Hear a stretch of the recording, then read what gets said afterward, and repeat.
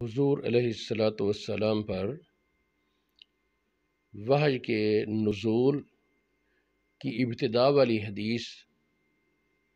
جو بخاری شریف کے شروع میں اور دیگر کتابوں میں موجود ہے، اس کے حوالے سے کسی بذم خود عالم نے اعتراض کیا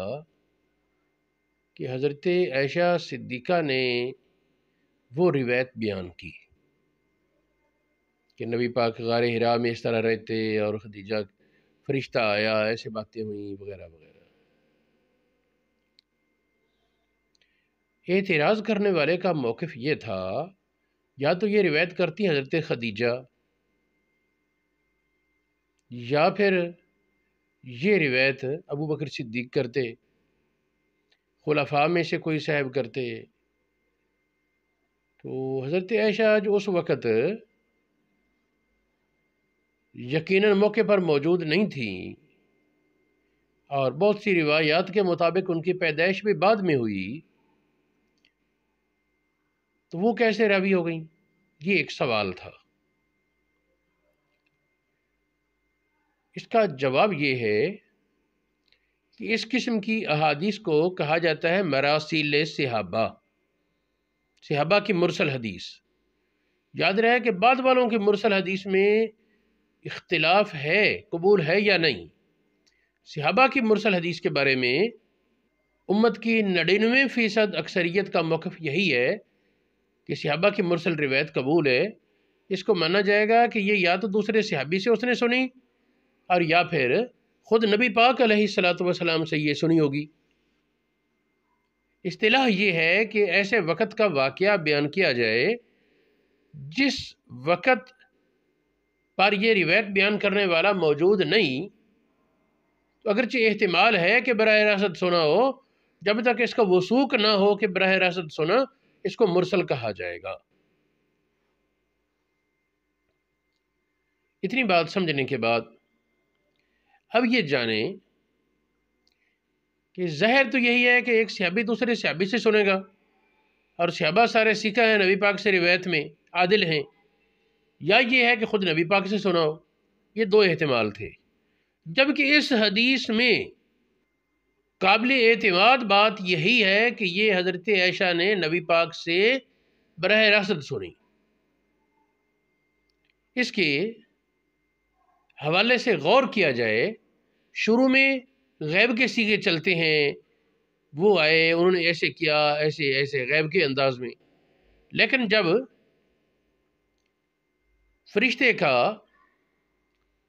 وہ ملاقات کرنا ذکر ہے، وہاں تمام روایات میں فَأَخَذَنِي فَغَطَّنِي، بھی پہلے صیغوں کے مطابق اگر غیب ہی تھا تو أَخَذَهُ فَغَطَّهُ ہوتا نا، وَأَخَذَنِي فَغَطَّنِي، یہ لفظ 2-3 بار ہے، دوہرا کر۔ بلغ من الجہد، منی کا لفظ یہ بھی بار بار موجود ہے، تو اس سے سمجھ آتا ہے کہ یہ واقعہ تو خود نبی پاک نے بیان کیا۔ اسی طرح مسلم شریف کی روایت میں جہاں یہ حدیث بیان ہے، اس میں کالا قلتو، اس نے کہا اقرا، فرماتے ہیں نبی پاک نے فرمایا میں نے کہا، اس میں ایک کالا الگ بھی کھڑا ہے۔ بخاری شریف کی بعض روایات سے شک ہوتا تھا کہ شاید یہاں کالا ہے یا قلتو، لیکن مسلم شریف کی روایت نے واضح کر دیا کہ یہاں کالا بھی ہے، قلتو بھی ہے۔ کالا نبی پاک نے کہا اور قلتو یہ نبی پاک کا مقولہ ہے، آپ نے فرمایا میں نے کہا۔ تو یہ انداز بیان، یہ الفاظ واضح قرینہ ہے کہ نبی پاک علیہ السلام نے خود یہ حدیث حضرت عائشہ صدیقہ کو سنائی، اور نبی پاک کا یہ معمول تھا کہ بہت سے ایسے اصاغر صحابہ جو ابتدائی اسلام کے دور کے واقعات سے آشنا نہیں تھے، ان کو نبی پاک خود ایک حکمت کے ساتھ پرانے واقعات سنا دیتے تاکہ وہ علم بھی محفوظ رہے۔ تو دیکھیں یہ حدیث حبیبہ الیہ الخلاء والی بخاری شریف والی حدیث بخاری شریف میں 3 جگہ موجود ہے، حدیث نمبر 3، حدیث نمبر 4953، حدیث نمبر 6982، مسلم شریف میں حدیث نمبر 160 پر۔ اس طرح یہ حدیث مصنف عبد الرزاق، مسند احمد بن حنبل، مستدرک امام حاکم، شرح السنہ، مشکات المصابیح، مصابیح السنہ، ابن حبان اور ترمذی شریف وغیرہ میں موجود ہے۔ فتح الباری میں علامہ ابن حجر عسقلانی اس احتمال کو ترجیح دیتے ہیں، ظاہر یہ ہے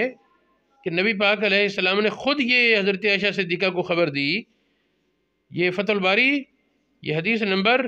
4953 کے تحت بات کرتے ہوئے ابن حجر کہتے ہیں فَأَخَذَنِي إِلَىٰ آخِرِهِ، تو آگے کہتے ہیں قَوْلُهُ فَأَخَذَنِي فَغَطَّانِي، ابن حجر یہ کہتے ہیں نبی پاک کا یہ کہنا أَخَذَنِي فَغَطَّانِي ظاہر فی ان النبی صلی اللہ علیہ وسلم اخبرها بذالک، ان الفاظ سے سمجھ جاتا ہے کہ نبی پاک نے خود یہ عائشہ کو خبر دی أخذني فغطاني، تو جب یہ حصہ نبی پاک سے براہ راست ثابت مانا جائے گا تو باقی حدیث کو اسی پر حمل کیا جائے گا۔ وَتُحْمَلُ بَقِيَّةُ الْحَدِيثِ عَلَيْهِ، پھر دیکھیں عمدۃ القاری میں ملا علی قاری نے علامہ طیبی کے حوالے سے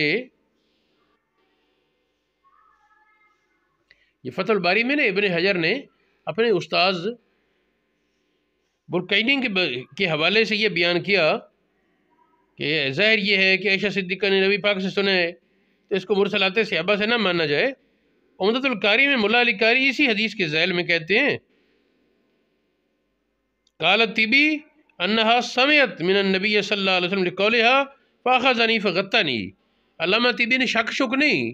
پکے کے ساتھ یہ بات بیان کی کہ یہ نبی پاک سے حضرت عائشہ نے سنا اس لفظ کی وجہ سے۔ پھر شرح طبی میں 5000 مشکات المصابیح کی حدیث ہے 5839، تو اس کی شرح میں علامہ طبی نے یہ بات اپنی ذمہ داری پر پوری ثقافت سے بیان کی۔ یقیناً علامہ طبی کہتے ہیں یقیناً یہ روایت نبی پاک سے حضرت عائشہ نے سنی